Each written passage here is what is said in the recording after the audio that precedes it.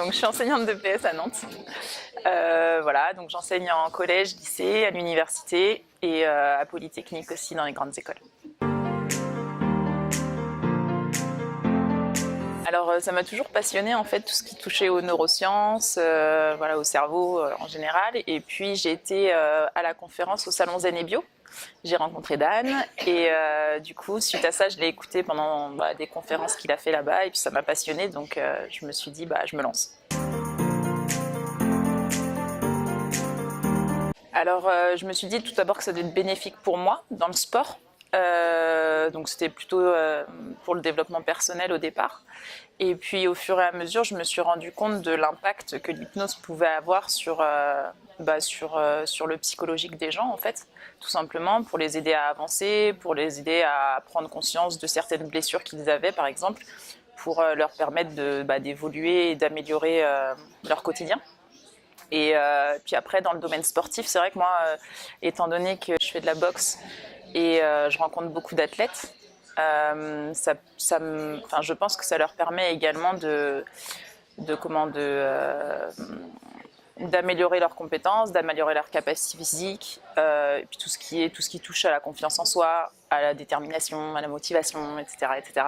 Donc voilà, c'est pour faire le parallèle entre d'un côté la thérapie et de l'autre côté le sport. Je l'utilise tout le temps. Je l'utilise beaucoup pendant mes entraînements, beaucoup pour les compétitions, notamment pour me booster quand j'ai des baisses de régime ou des choses comme ça. J'ai posé beaucoup d'ancrage et du coup c'est vrai que c'est vraiment bénéfique, quoi. Et puis avant une compétition,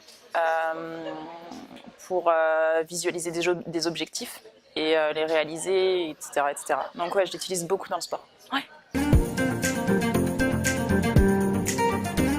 Alors, la première chose qui me vient, c'est que en fait, j'ai trouvé ça très complémentaire au niveau des intervenants. Et ça, c'était vraiment bien parce que du coup, il y en a pour tout le monde. Ça, c'était vraiment un point que je pense qui est important à soulever. Après, ça m'a permis au fur et à mesure de me connaître en fait. Finalement, on se rend compte que pendant la formation, on se connaît pas du tout. Et plus on avance et plus on découvre des choses même improbables sur soi.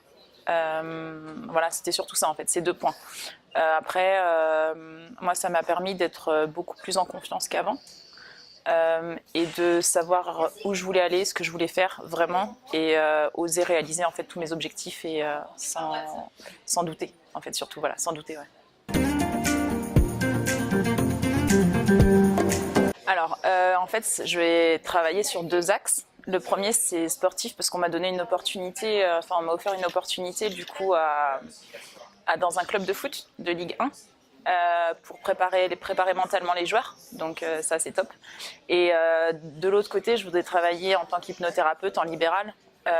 Et après, là, aussi bien auprès de sportifs que de personnes qui le sont pas forcément, quoi.